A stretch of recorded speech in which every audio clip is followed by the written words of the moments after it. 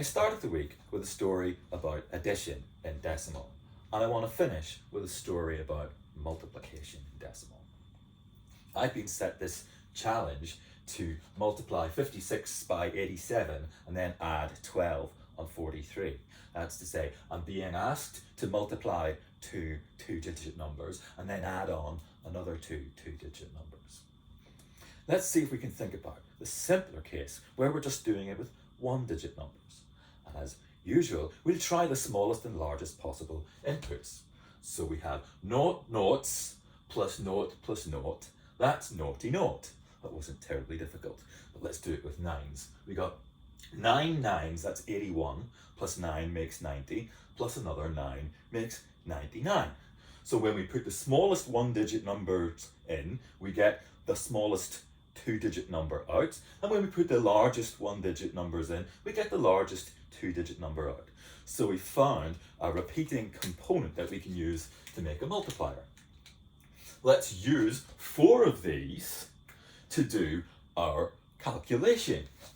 Let's start by multiplying 6 sevens. They're both in the ones, so that's going to give us a product in the ones column. So that's 6 times 7, and I can grab any two things that are worth 1, that'll be the 2 and the 3, to add on. So, okay, I'll cross out my 2 and my 3 because I've moved them to my boxes. I'm doing 6 sevens, that's 42, plus 2 makes 44, plus 3 makes 47, which is how old I am at the moment. And what do? This is my last number in the ones. I'm not going to get a 1 from anywhere else, so I write it in the answer. But this 4 is in the tens column. I'm just going to leave it hanging around as a thing that needs to get added in. What happens next? Well, now I need to do 7 fives, and this 5 is worth 10. It's really 7 times 50. So that's going to give me an answer in the tens. And I can pick any two digits that I have lying around in the tens column to add on. So I'll add the 1 and the 4, and I'll cross them off from my calculation. All right. Now I do 5 sevens, that's 35, plus 1 is 36, plus 4 is 40. And that gives me a 4 in the hundreds and a 0 in the tens. Okay, now I multiply the 8 and the 6. The 8 is really 80, so I'm going to get 6 times 8, but in the tens column. And I can add on any two values from the tens column, and it's fortunate that I've got two such values, a 4 and a 0. Okay, so what does that give me? 6 eighths are 48, plus 4 is 52, plus 0 is still 52. And that's going to give me a 2 for the tens column of the answer, and it's going to leave a 5 hanging around in the hundreds. So finally, we take the 5, which means 50, and the 8, which means 80, and we multiply them, and we get something that's worth 100. Fortunately, we got two things to add on in the hundreds, a 4 and a 5. Cross them off.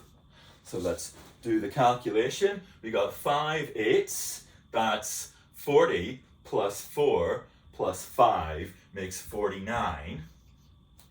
So those are the last things I've got. I put them in the thousands and the hundreds, and I've got the answer, 4,927.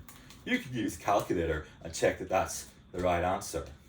So what we've got is a recipe for multiplying two numbers and adding two more on to get a number twice as wide, and we can use that to scale up to numbers twice as wide, and we could keep going and going.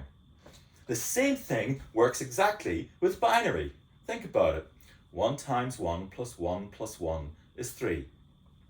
3 times 3 plus 3 plus 3 is 15. That's the widest 4-bit number. And 15 times 15 plus 15 plus 15 is 255. And that's the widest 8-bit number. So you can carry on multiplying the same way. Divide and conquer works again. You need 4 multipliers at one width to make a multiplier that's twice as wide. You just need to remember 9 nines plus 9 plus 9 is 99. 2 to multiply, 2 more to add, and you're sorted.